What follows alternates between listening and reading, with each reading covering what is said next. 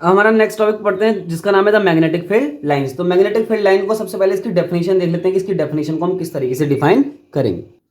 तो ये हमारे पास मैग्नेटिक फील्ड लाइंस की डेफिनेशन होगी। देखो, the magnetic field lines are defined as the imaginary continuous and close curve. मतलब मैग्नेटिक फील्ड लाइंस क्या होती है? एक इमेजिनरी, कंटिन्यूअस और क्लोज कर्व है। कैसे कर्व है? At which north pole tend to move, जिसपे नॉर्थ पोल क्या करता है? मूवमेंट करता है। If it is free to do, यानी कि अगर वो क्या हो, मूवमेंट करने के लिए फ्री हो। देखो, हम एक मैग्नेट लेते हैं, उस मैग्नेट की क्या करते हैं? एक मैग्नेटिक फील्ड लाइंस बनाते हैं इस ही डेफिनेशन की मदद से। तो देखो, हमारे पास एक मैग्नेट हो गया, ये मान लो हमारे पास क्या है? ये बार मैग्नेट हो गया इस तरीके का।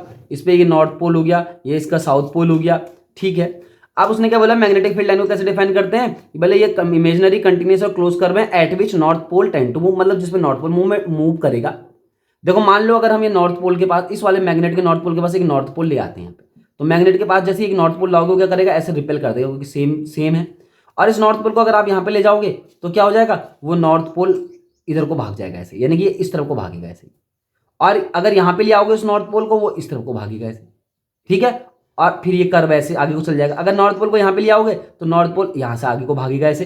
तो इस तरीके से कर्व और चल जाएगा। इसी तरीके से ये कर्व घूमते नॉर्थ पोल घूमते घूमते घूमते घूमते घूमते कहाँ पे आ जाएगा? यहाँ पे आ जाएगा। और इस तरीके से ये बीच में से भी इस तरीके से ऐसे निकल जाएगा। तो ये मैग्नेटिक फील्ड लाइन्स हमने यहाँ पे बना दी एज पर डेफिनेशन के हिसाब से। मैंने क्या बोला? नॉर्थ पोल जिसमें मूवमेंट करता है, जिस पाथ पे, जिस कंटिन्यूअस कर्व पे, जिस imaginary continuous and close curve पे क्या करता है? नॉर्थ पोल मूवमेंट करता है, उसी को हम बोलते हैं मैग्नेटिक फील्ड लाइंस। तो ये हो गई मैग्नेटिक फील्ड लाइंस। इसी तरीके से बनती है किसके? नॉर्थ पोल के हिसाब से। नॉर्थ पोल जैसे मूवमेंट करेगा वैसे मैग्नेटिक फील्ड लाइंस बन जाएंगी।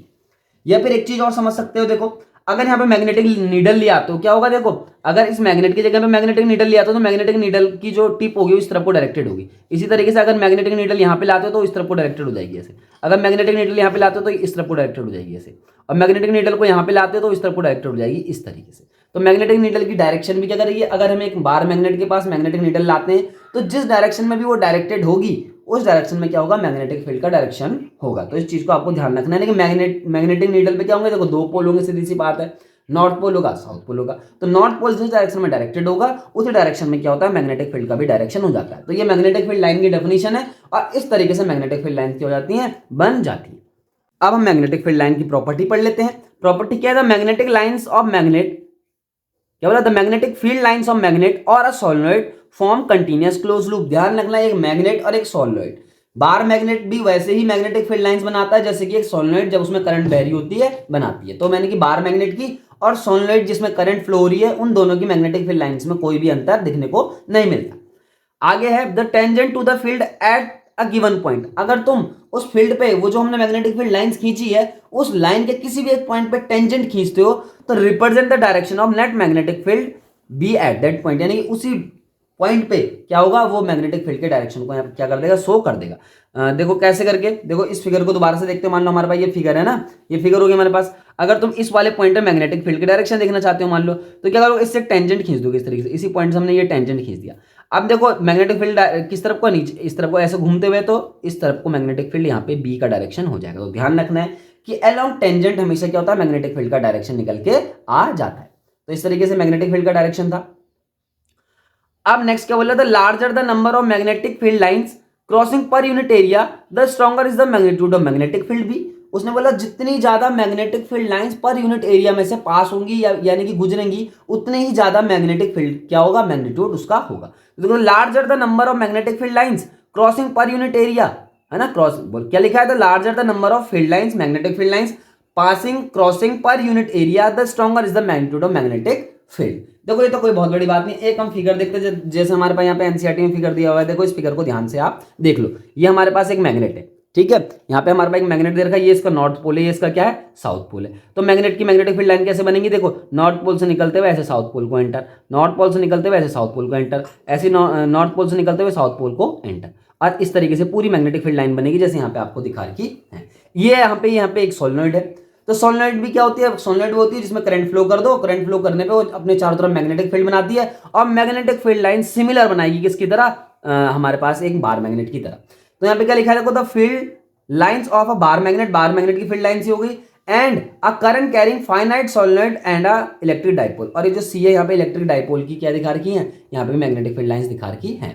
तो इस चीज को छोड़ के अभी आपको इस चीज को ध्यान नहीं देना, आप केवल इन चीजों पे ध्यान, इन दो चीजों को देखना है कि एक हमारे पास बार मैग्नेट है, बार मैग्नेट की जो होती है वो मैग्नेटिक फील्ड लाइन इस तरीके से होती है, और हमारे पास जो सोलेनोइड होती है उसकी मैग्नेटिक फील्ड लाइन कुछ इस तरीके से होती है। अब उसने क्या बोला था, हमारे पास थर्ड पॉइंट क्या था, the number of magnetic field lines passing या crossing per unit area, the larger the number of magnetic field lines passing per unit area is give the magnitude of the magnetic field high. कहने का मतलब है जितनी ज्यादा magnetic field lines किसी area में से पास होंगी, पर यूनिट एरिया में से अगर मैग्नेटिक फील्ड लाइन ज्यादा पास हुई है, इसका मतलब हमें मैग्नीट्यूड मैग्नेटिक फील्ड का ज्यादा है। जैसे यहाँ पे देखो पहले वाले फिगर में देखो, यहाँ पे एक एरिया ले रखा है, यहाँ पे इसको 1 से डिनोट कर रखा है, क्लोज कर रखा है, यहाँ पे भी एक एरिया ले रखा है, सर्कल बना रखा है देखो नॉर्थ पोल में, है ना, तो ये एरिया 2 हो गया। इसी तरीके से सोलेनोइड को भी देखो, यहाँ पे भी एक एरिया फर्स्ट ले रखा है यहाँ पे इस तरफ, और यहाँ पे एक एरिया सेकंड ले लिया इस तरीके से, सेकंड रीजन।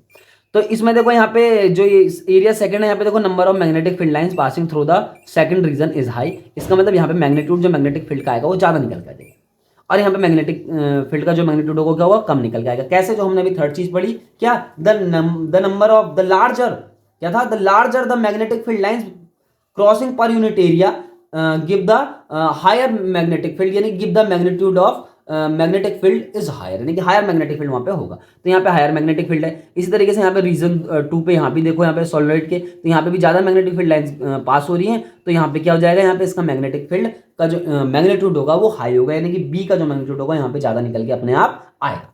अब लास्ट प्रॉपर्टी क्या है हमारी मैग्नेटिक फील्ड लाइंस की, the magnetic field lines do not intersect. देखो कभी इंटरसेक्ट नहीं करेंगे magnetic field line, for if they did the direction of magnetic field would not be unique at the point of intersection. देखो अगर ऐसा हो जाता है, मान लो कि दो मैग्नेटिक फील्ड लाइंस आपस में क्या करती हैं, इंटरसेक्ट कर लेती हैं।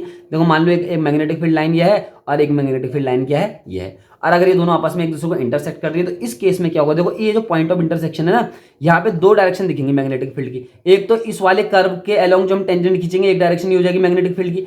एक हम इस वाले कर्व के अलोंग जो टेंजेंट खींचेंगे इस तरफ को, ऐसे ये देखो ये इसका टेंजेंट ये हो जाएगा। तो एक तो मैग्नेटिक फील्ड लाइन बी की डायरेक्शन ही आ गई और एक ही आ गई, दो कर्व के हिसाब से दो अलग अलग डायरेक्शन आ गई। लेकिन ऐसा पॉसिबल नहीं होता, एक पॉइंट पे एक वेक्टर क्वांटिटी की हमेशा एक ही डायरेक्शन आती है, दो डायरेक्शन निकल के कभी नहीं आएंगी, इसलिए मैग्नेटिक फील्ड लाइन कभी इंटरसेक्ट भी नहीं करेंगी। तो magnetic field line do not intersect, for if they did, अगर ये ऐसा करती है, the direction of magnetic field would be not unique, यानी कि विल नॉट बी यूनिक, यानी कि उस पॉइंट पे जो मैग्नेटिक फील्ड है उसका डायरेक्शन यूनिक नहीं होगा, एक ही तरफ को नहीं होगा। कहां पे, eight the point of intersection. अगर दो डायरेक्शन दिखा रहा है कोई भी वेक्टर क्वांटिटी एक पॉइंट पे, इसका मतलब वो बिल्कुल गलत प्रॉपर्टी दिखा रहा है, क्योंकि एक पॉइंट पे, किसी एक पॉइंट पे वेक्टर क्वांटिटी एक ही डायरेक्शन दिखा सकता है। इसी तरीके इसीलिए दो मैग्नेटिक फील्ड लाइन कभी भी इंटरसेक्ट नहीं करती हैं, because at the point of intersection you can draw the two tangent and the two tangent are represent the two direction of the magnetic field, which is not possible, therefore the magnetic field line do not intersect each other। तो यहाँ पे magnetic field line की क्या थी, property थी। और magnetic field line कैसे बनती है बार मैग्नेट की, मैंने आपको दिखा दिया। और उसी तरीके से सोलेनोइड की मैग्नेटिक फील्ड लाइंस भी होती है, ध्यान रखना है इस चीज का। आज का हम नेक्स्ट टॉपिक पढ़ते हैं, लास्ट टॉपिक आज का क्या, देखो अब bar magnet as an equivalent solenoid. ध्यान रखना, बार मैग्नेट जो होता है सोलेनोइड की तरह काम करता है। तो मैंने आपको पहले ही बता दिया कि बार मैग्नेट की जो मैग्नेटिक फील्ड लाइंस होती हैं वो क्या होती हैं, सोलेनोइड की मैग्नेटिक फील्ड लाइन के बराबर होती है। लेकिन सोलेनोइड में मैग्नेटिक फील्ड लाइन तभी बनेगी जब उस सोलेनोइड में कुछ करंट फ्लो हो रहा होगा। तो पहले similarity between bar magnet and solenoid देखते हैं, फिर उसकी डिसिमिलरिटी भी देख लेंगे, उन दोनों के बीच में सिमिलरिटी क्या है और क्या नहीं है वो चीज देखनी है। तो बार मैग्नेट में क्या लिखा है, the pole of a bar magnet attracts magnetic substance, यानी कि जो बार मैग्नेट का पोल होता है क्या करता है, मैग्नेटिक सबस्टेंस को अट्रैक्ट करता है। मैग्नेटिक सबस्टेंस लाइक आयरन, निकल, कोबाल्ट एक्सेट्रा। सोलेनोइड में क्या होता है, when current is pass through the solenoid, मान लो सोलेनोइड से जैसे करंट आप पास करते हैं, its end behave as a pole of magnet. तो इसके जो एंड होंगे वो पोल ऑफ मैग्नेट की तरह बिहेव करना स्टार्ट कर देते हैं, इस चीज को आपको ध्यान रखना है। नेक्स्ट सिमिलरिटी क्या है, if it is suspended freely in horizontal plane, मान लो बार मैग्नेट को हम हॉरिजॉन्टल प्लेन में सस्पेंड करते हैं freely, it points north south direction, सीधी सी बात है नॉर्थ और साउथ डायरेक्शन में डायरेक्टेड हो जाएंगे। इसी तरीके से सोलेनोइड को भी अगर आप फ्रीली किसी हॉरिजॉन्टल प्लेन में क्या करेंगे, सस्पेंड कर देंगे, लेकिन शर्त मैंने क्या बोला, सोलेनोइड में करंट फ्लो होनी चाहिए, तो वो हमेशा नॉर्थ और साउथ डायरेक्शन में ही फ्लो, यानी कि नॉर्थ और साउथ डायरेक्शन में ही पॉइंट करेगी सोलेनोइड भी। थर्ड क्या है, the two poles can not be isolate, two poles of the bar magnet can not be isolate. मैंने पहले बता दिया दोनों पोल जो मैग्नेट के हैं तो उसको आइसोलेट नहीं कर सकते हैं, that is the monopole does not exist, यानी कि monopole of the bar magnet does not exist. अगर एक एटम भी है किसी मैग्नेट का तो उस एटम पे भी दोनों पोल होते ही होते हैं, इस चीज को आपको ध्यान रखना है। Similarly the two poles are obtained as if solenoid cuts into two many parts. इसी तरीके से देखो जो हमारे पास सोलेनोइड है, सोलेनोइड को अगर आप कट भी कर दोगे ना तो उससे दो पार्ट तो बनेंगे सोलेनोइड के, लेकिन उसमें भी दोनों के दोनों पोल जो होंगे नॉर्थ और साउथ वहां पे भी प्रेजेंट होंगे। कहने का मतलब क्या है, two poles of the magnet can not be separated, can not be isolated. ठीक होगी बात। अब इनके बीच कुछ डिसिमिलैरिटी भी होती है, बार मैग्नेट और सोलेनोइड के बीच में कुछ डिसिमिलैरिटी भी होती है। तो डिसिमिलैरिटी क्या देखो, the polarity of bar magnet is permanent. ध्यान रखना, बार मैग्नेट की जो पोलैरिटी होती है यानी कि जो उसके नॉर्थ और साउथ पोल होते हैं परमानेंट होते हैं, उनकी पोलैरिटी तो कोई छीन नहीं सकता बार मैग्नेट की। But the polarity of solenoid can be reverse by changing the direction of current. लेकिन जैसे सोलेनोइड में आप डायरेक्शन ऑफ करंट को चेंज कर देते हैं, यानी कि करंट की डायरेक्शन को बिल्कुल अपोजिट कर देते हैं, तो पोलैरिटी भी चेंज हो जाती है। पोलैरिटी से क्या बोलना चाहता है यहाँ पे, मान लो देखो एक सोलेनोइड है हमारे पास इस तरीके से ना, इस तरीके से हमारे पास सोलेनोइड है, इसमें करंट बह रही है, मान लो इसमें कुछ नंबर ऑफ टर्न्स हैं, करंट इस तरफ को बह रही फ्लो हो रही मान लो, क्योंकि पहले क्या होता है देखो, पहले इस तरीके से नंबर ऑफ टर्न्स निकालने पड़ते हैं इसमें। ऐसे ये मान लो ये नंबर ऑफ टर्न्स है वायर के, तो ये ऐसे नंबर ऑफ टर्न्स ये ऐसे करके मान लो इसमें क्या है ना, तार के फेरे कुछ भी है, इसमें आई करंट फ्लो हो रही, तो इसके चारों तरफ मैग्नेटिक फील्ड बनेगा। मान लो ये नॉर्थ पोल की तरफ बिहेव कर रहा है, किसकी तरह कर रहा है, साउथ पोल की तरफ बिहेव कर रहा है। अगर यही करंट की डायरेक्शन को आप अपोजिट कर दें इसी बार मैग्नेट में, मतलब करंट जो है ये तुमने ये फेरे तो लगाए यहाँ पे, लेकिन बार मैग्नेट में क्या हो रहा है, जो करंट पहले ऊपर को जा रहा था वो नीचे को आ रहा, तो इस कंडीशन में क्या होगा, ये नॉर्थ पोल की तरह काम करने लग जाएगा और ये वाला साउथ पोल की तरह काम करने लग जाएगा। तो इस तरीके से वहां पे लिखा है उसने, इसलिए लिखा है the polarity of solenoid can be reverse by changing the direction of current. कहने का मतलब है सोलेनोइड में जैसी करंट का डायरेक्शन चेंज करते हैं तो नॉर्थ और साउथ पोल भी आपस में इंटरचेंज हो जाते हैं। ठीक होगी बात। N small m and capital M are constant for the bar magnet. यानी कि स्मॉल एम देखो मैं आपको फिर बताता हूं, इसको बोलते हैं पोल स्ट्रेंथ। क्या बोलते हैं इसको, पोल स्ट्रेंथ बोलते हैं। और पोल स्ट्रेंथ बार मैग्नेट के लिए कांस्टेंट रहती है। इसी तरीके से कैपिटल एम को हम मैग्नेटिक मूवमेंट करके हमने डिफाइन कर दिया, और मैग्नेटिक मूवमेंट भी क्या होता है, किसी बार मैग्नेट के लिए हमेशा कांस्टेंट ही निकल के आएगा, चीज को ध्यान रखना है। और मैग्नेटिक मूवमेंट जो बार मैग्नेट के लिए होता है वो साउथ से नॉर्थ डायरेक्शन में डायरेक्टेड होता है। इस चीज का भी आपको ध्यान रखना है कि मैग्नेटिक मूवमेंट एक वेक्टर क्वांटिटी है, हम कैपिटल एम की बात कर रहे हैं अभी, ये एक वेक्टर क्वांटिटी है, ये साउथ डायरेक्शन से नॉर्थ डायरेक्शन की तरफ को डायरेक्टेड होता है। अगर पूछेगा कि मैग्नेटिक मूवमेंट का जो डायरेक्शन होता है किस तरफ को होता है, तो आप लिखेंगे साउथ पोल से नॉर्थ पोल की तरफ को। ठीक होगी बात। अब small m and capital M both defence और करंट। अगर आप बार मैग्नेट की यानी कि सोलेनोइड की बात करें, बार मैग्नेट की तो हो गई, अगर आप सोलेनोइड की बात करें तो इसमें स्मॉल एम और कैपिटल एम दोनों के दोनों डिपेंड्स करते हैं उस करंट पे कि उस सोलेनोइड में कितनी करंट फ्लो हो रही है। लेकिन बार मैग्नेट के केस में ऐसा नहीं होता। बार मैग्नेट के केस में स्मॉल एम और कैपिटल एम, स्मॉल एम मैंने बता दिया पोल स्ट्रेंथ, कैपिटल एम मैंने बता दिया मैग्नेटिक मूवमेंट, दोनों के दोनों कांस्टेंट होते हैं बार मैग्नेट के केस में। लेकिन सोलेनोइड के केस में ये दोनों के दोनों करंट पे डिपेंड करते हैं। करंट की वैल्यू जितनी हाई होगी उस हिसाब से इनकी वैल्यू में निकल के आती रहेगी। लास्ट है impossible to demagnetise bar magnet. Bar magnet को डीमैग्नेटाइज करना बहुत मुश्किल काम, यानी कि उसके अंदर से जो मैग्नेटिज्म की प्रॉपर्टी है उसको निकालना बहुत मुश्किल काम है, इम्पॉसिबल एक तरीके से। But when currents are stopped in the solenoid, मान लो जैसे सोलेनोइड में करंट आप फ्लो करना बंद करते हैं, स्विच को ऑफ कर देते हैं, तो सोलेनोइड में जाने वाली जो करंट है वो बंद हो जाएगी। Then the solenoid become demagnetise. इस चीज को आपको ध्यान रखना है कि सोलेनोइड मैग्नेट की तरह काम तभी तक करेगी जब तक उस सोलेनोइड से करंट फ्लो हो रहा होगा। जैसे current are stop the solenoid become demagnetise, यानी कि सोलेनोइड के अंदर मैग्नेट की प्रॉपर्टी खत्म हो जाएगी, यानी कि उसके नॉर्थ और साउथ पोल क्या हो जाएंगे, वहां पे खत्म हो जाएंगे। तो ये हमने पढ़ा bar magnet as an equivalent solenoid. उसमें हमने बार मैग्नेट और सोलेनोइड में क्या सिमिलैरिटी भी पढ़ ली और हमने डिसिमिलैरिटी भी पढ़ ली। अगर आपके पास क्वेश्चन ऐसा आता है bar magnet as an equivalent solenoid, आप क्या समझते हैं इस चीज से, तो आपको ये चीजें यहाँ पे लिख के आ जानी है, बाकी इसमें ज्यादा कुछ सोचना नहीं है। अगर आप और कुछ भी करना चाहें तो आपको क्या करना पड़ेगा, बार मैग्नेट बनाना है एक फिगर और उसकी मैग्नेटिक फील्ड लाइन बना देना, और एक सोलेनोइड बनाना उसकी मैग्नेटिक फील्ड लाइन भी बना देना, और अच्छे से ये एक्सप्लेन हो जाए।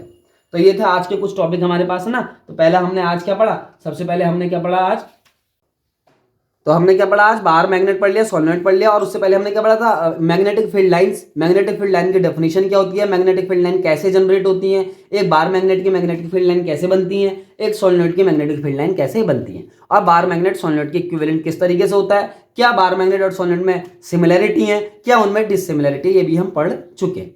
Thank you.